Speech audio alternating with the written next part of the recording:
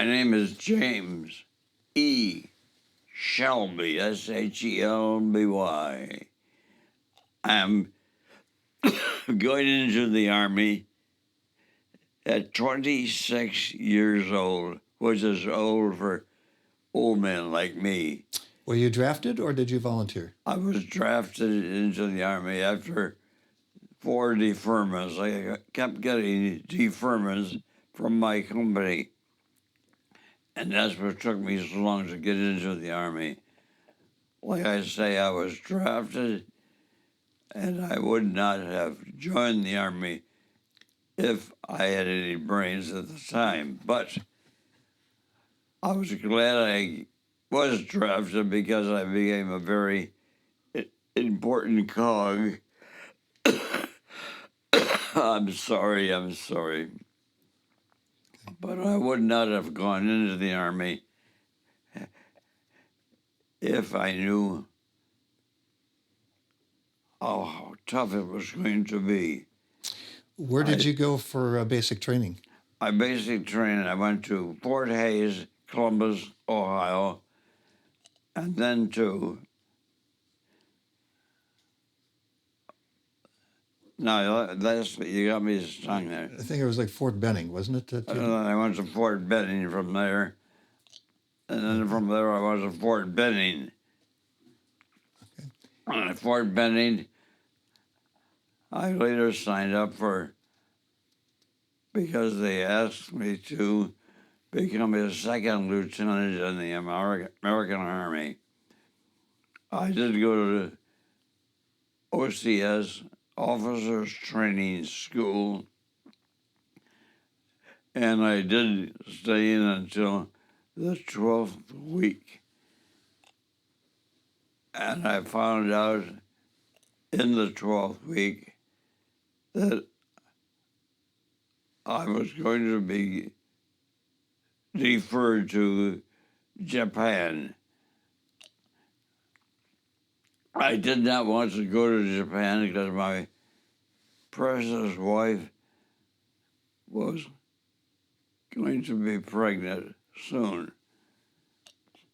So I asked that I be deferred or sent to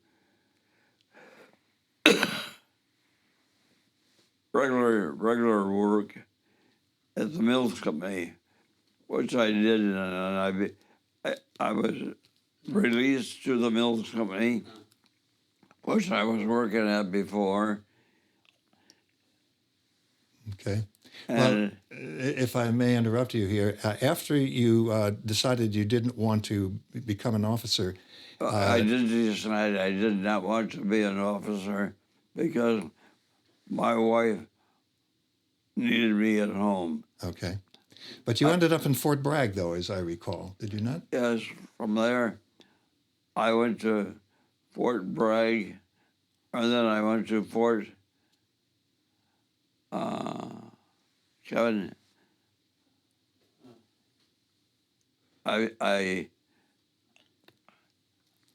Me.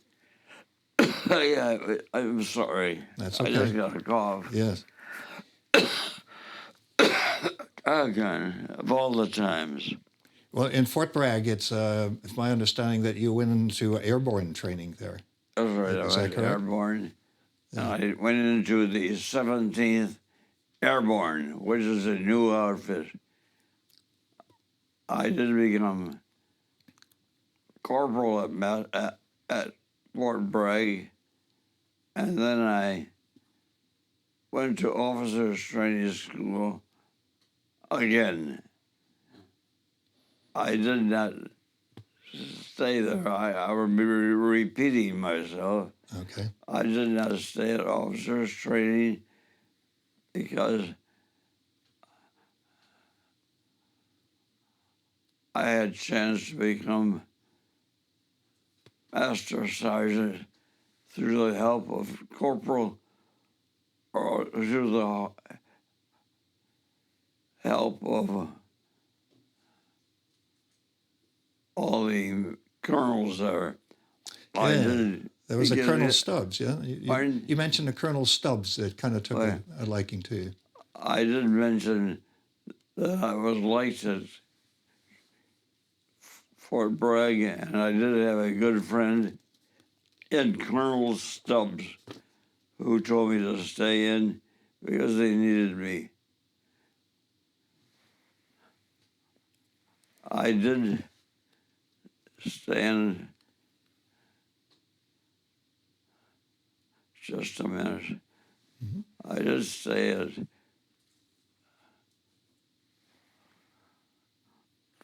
Hold on. Mm-hmm. I did stay at. Take your time. Take your time.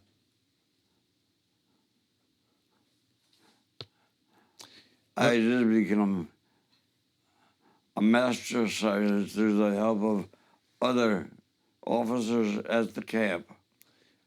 I was glad I did because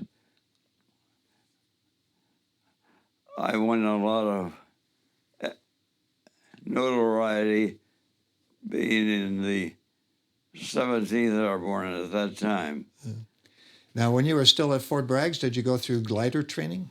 I went through glider training, and the big thing is I made more money. At the end, I was making more than the colonel would have made. I think you told me that when you were in glider training. I went to glider training. Yeah, but you weren't trained as a pilot, though, were you? No, I wasn't. But yet you landed a plane. I landed after the pilot became a nervous breakdown, and I had 13 guys in the glider. I brought the glider down. This was in England. I crashed through a fence landing, but nobody was hurt. Oh.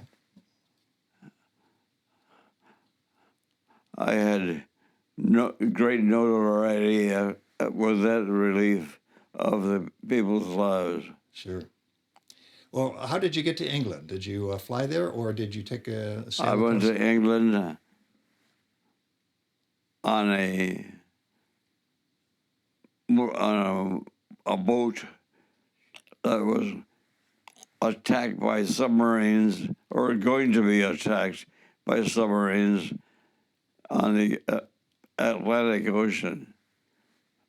We spent one day drifting in the Atlantic Ocean because we had the alarm. The U-boats were in that area. Thank God we didn't get hit with a bomb. But before that, we got to England on this big boat, and we got another alert.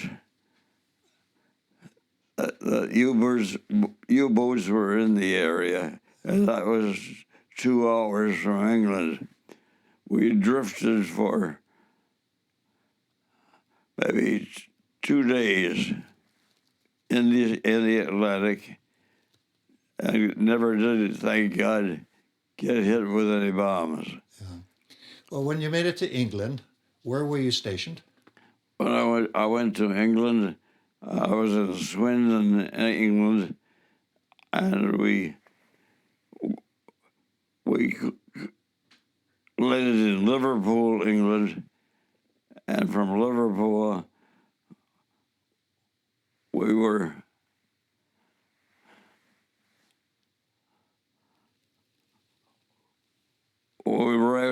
when we got to England, we didn't have any food for breakfast because we had drifted so long that we used that time up.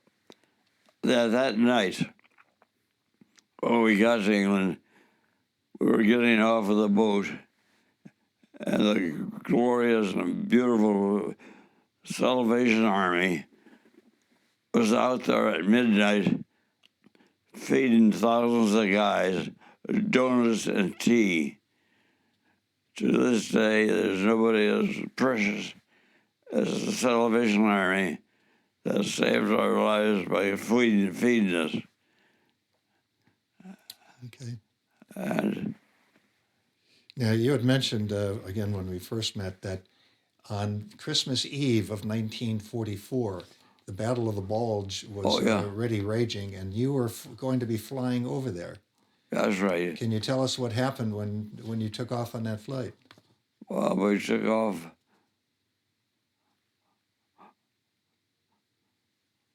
What was it again? Anyhow. Well, if you mentioned that then on that flight it was a snowy day. Oh, it was a bad snowy day. Yeah. And our plane, I'm very sorry. I had an That's okay. awful cough. Oh, no problem. But that snowy day, we did. Well, what happened when your plane took off? Our plane took off, so, and it was hit with another plane behind us, and in that plane was 3 or 4 band leaders who lost their lives. They went directly into the ocean. Oh. I was very lucky not to get killed. Yeah. And I was saved by, again, crashing into the woods. Yeah. So you mentioned your plane landed in the trees. My plane landed in the trees and we got smashed up.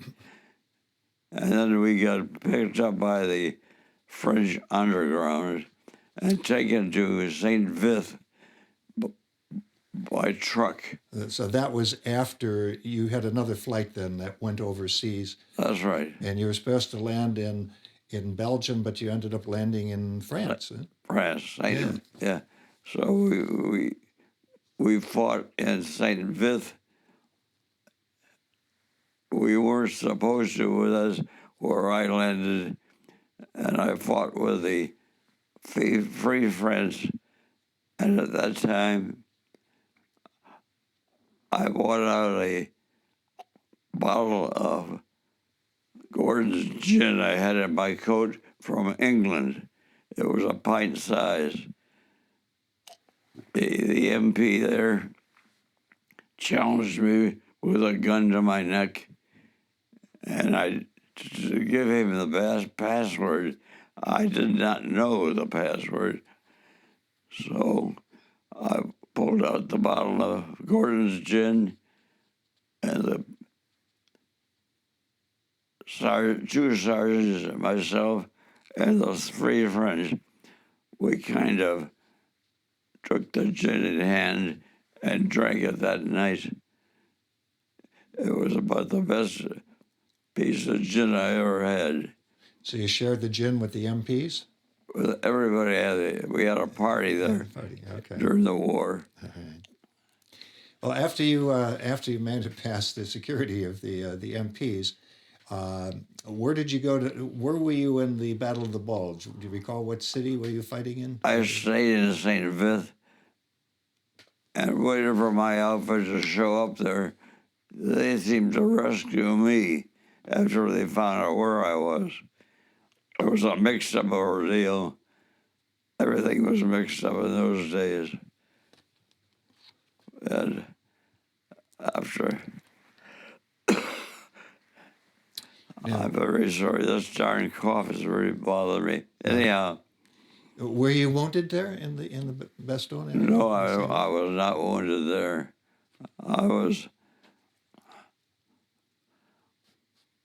Later on, I fought with the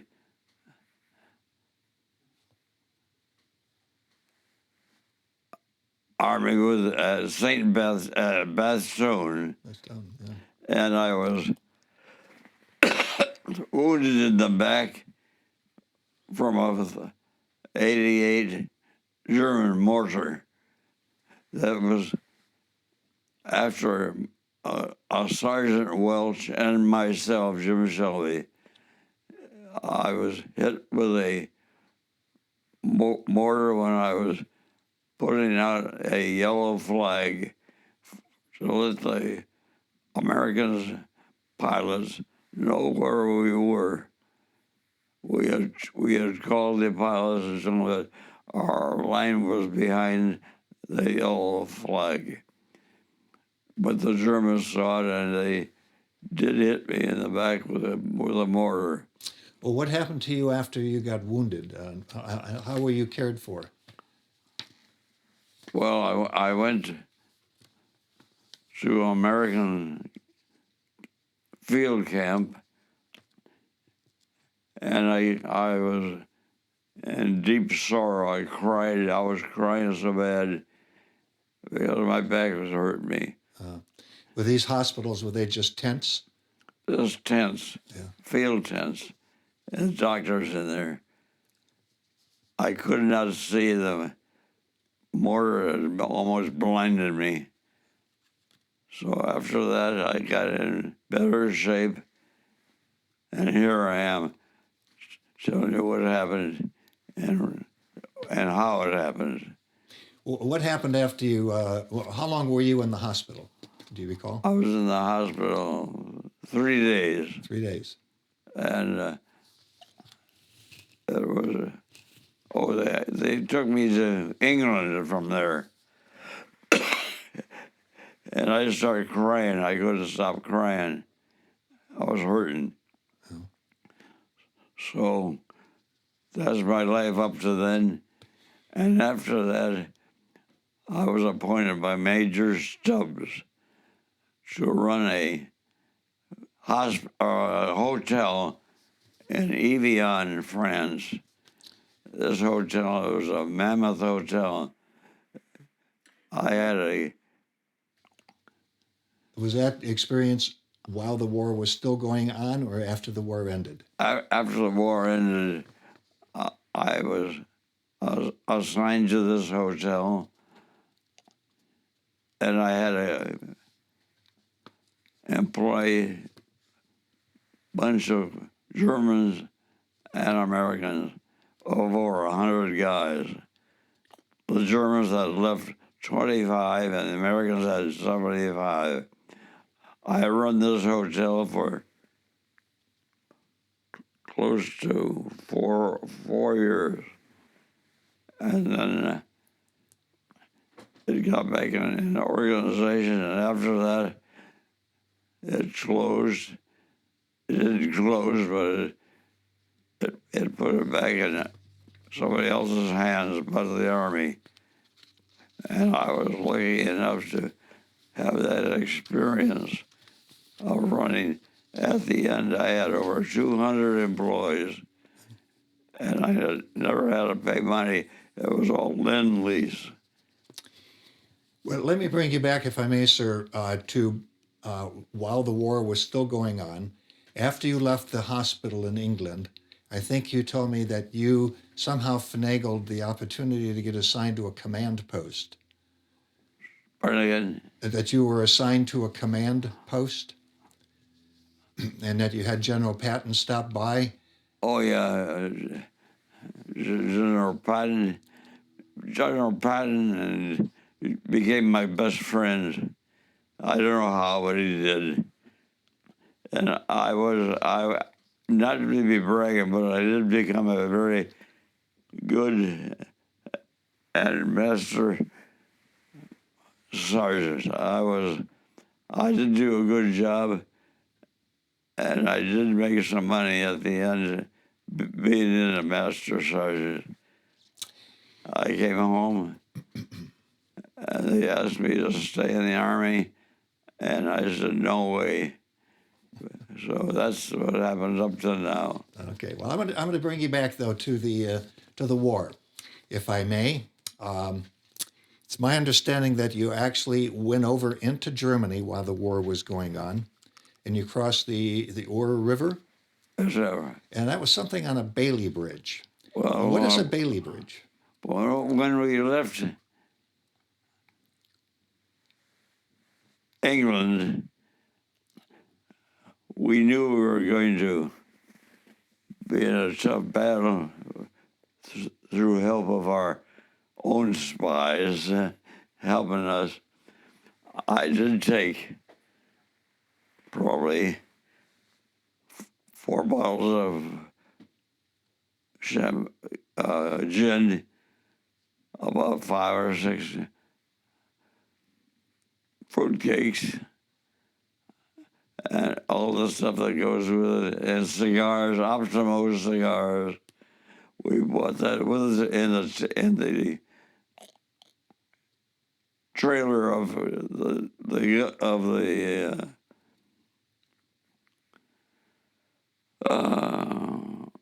one of the captains, and we marked on the side, Captain somebody, and nobody interfered with it. It went all through the war without anybody touching it.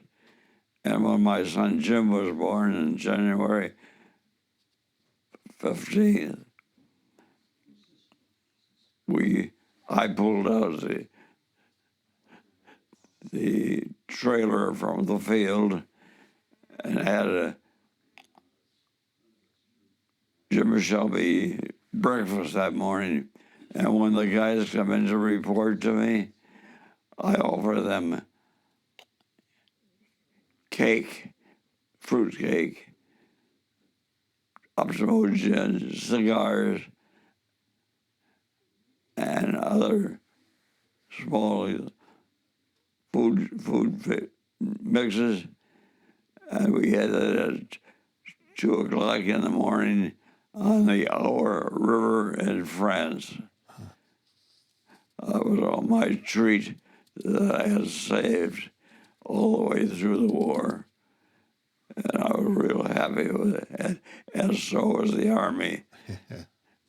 They like it. They love that feature, which will never happen again, I think. Well, after you crossed into Germany, I think you mentioned previously that you had also gone into Cologne. Pardon? That you also served in Cologne. Oh, yes. I was in Cologne. What did you do there? Were you in fighting, or was this after the city was taken? When we went into Cologne,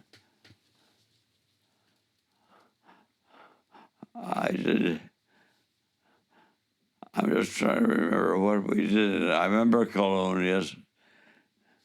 I did get around, but it was like a normal day in those days.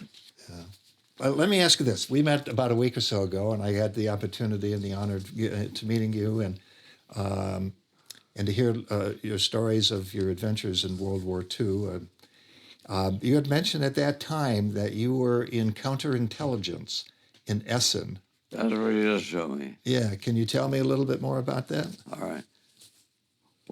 When I later on in my Army life, I was assigned to the Counterintelligence Corps in Essen, Germany. Not Essen, Germany, but what was that?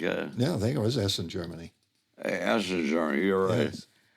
And I was given a Opel convertible that I could drive. And at night we would pick up former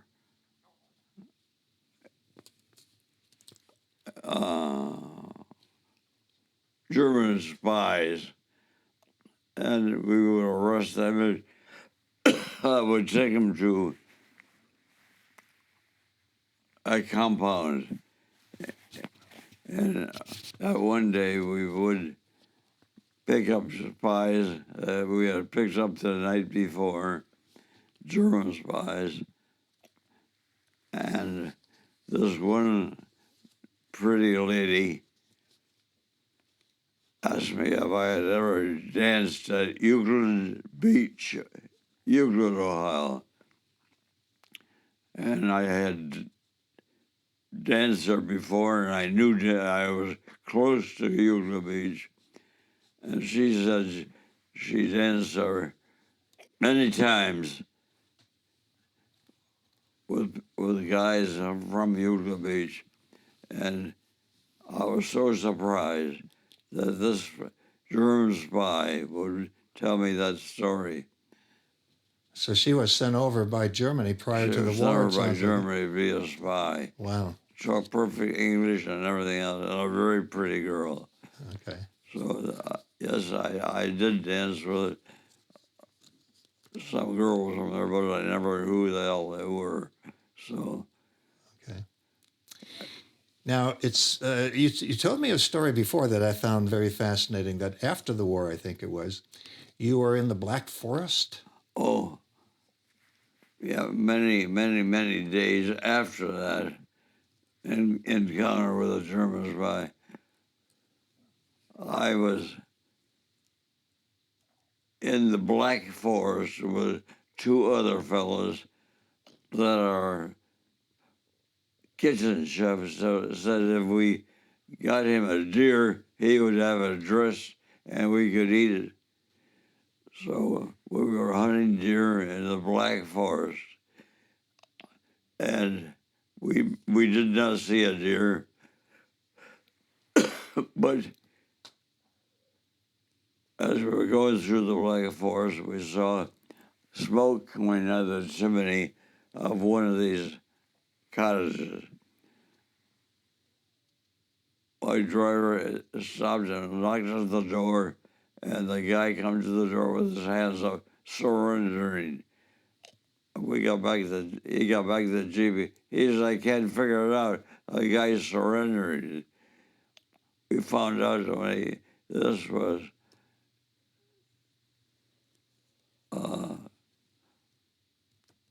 It was Franz von Papen, was it? Franz von Papen, and he was the German chancellor. He was Hitler's spy. He was Hitler's man, and he was a tough guy. And the funny part, he did belong to the Catholic Church, and he was a German spy. Yes, you're right. As I recall, von Papen he was at one time back in 1933 the chancellor of. That's right. He was the chancellor. 32, the chancellor of Germany. Of Germany. And then when Hitler took over, he was the vice chancellor for That's several right. years. Right, he was. He was a vice chancellor. So we did do something great by accidentally capturing von Papen. Did you get credit for that? I got no credit for it because we captured him, and I got the MPs to come down and arrest him. So they got credit for arresting him. Yeah. So that was the end of von Papen and how we caught him. Yeah, he was later tried at Nuremberg, I think, and sentenced to 8 years in prison. Right. Yeah. So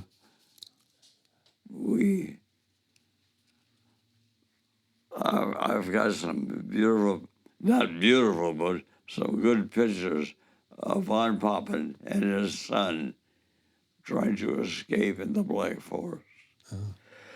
I have one more item here I'd like to bring up, if I may. You had mentioned that you had a friend. Let's see if I can recall his name. Fritz Greener. Well, and he did something unusual. Yeah, very many months after my good friend and I were on our way to Berlin for another company duty, and the Russians would not let us through to Berlin for some reason. So they told us to go back to this airport, and there'll be a light going on the porch. Go in that place and knock at the door, and they'll put us up to sleep. So we went back to that and knocked at the door, and a guy opened the door. This was about midnight on that particular night, and it was a guy named Fritz Greener. Fritz Greener was a neighbor of mine on Rudyard Road in Cleveland. In the kitchen, Fritz had cheap watches laying on the kitchen table with the backs off, and he was dipping the little tips of gears with ruby red nail polish. He was selling them to the Russians for a good amount of money. They thought they were opals. Mhm. They were nothing but cheap 98-cent watches. Papa Ingersoll. He was making a fortune in his own kitchen. So that was my story of my rich neighbor making a killing on the market. All right. Let me see if there are any other points that we failed to cover. Gentlemen, do you have any other questions that you would like your father to address? He skipped over Camp Claiborne, Louisiana, where he went for airborne training and Really? met Omar Bradley. Okay. Omar Bradley bought him a Sunday. Oh,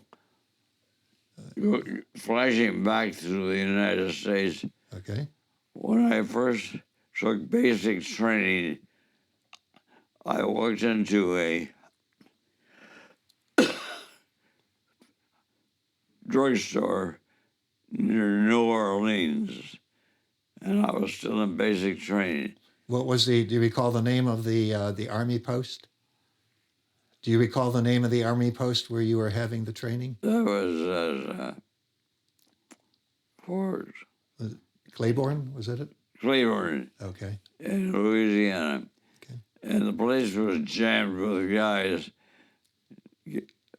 having their first furlough. And as I walked into the drugstore, I couldn't find this place to sit. So I just sat down next to other guy who had nobody sitting next to him.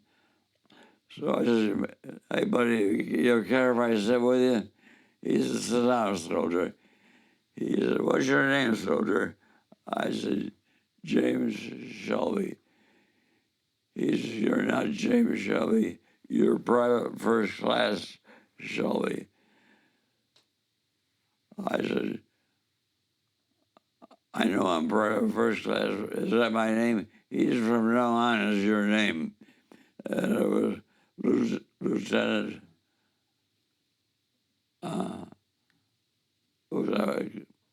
Bradley, Omar Bradley? Omar Bradley. Oh. So from then on, every time I saw Colonel Bradley, I would say to him, "Colonel Bradley," he said, "I remember you." He always named me Private First Class, and that was a surprise to me. My name was changed. That's how I got in touch with Omar Bradley. Okay.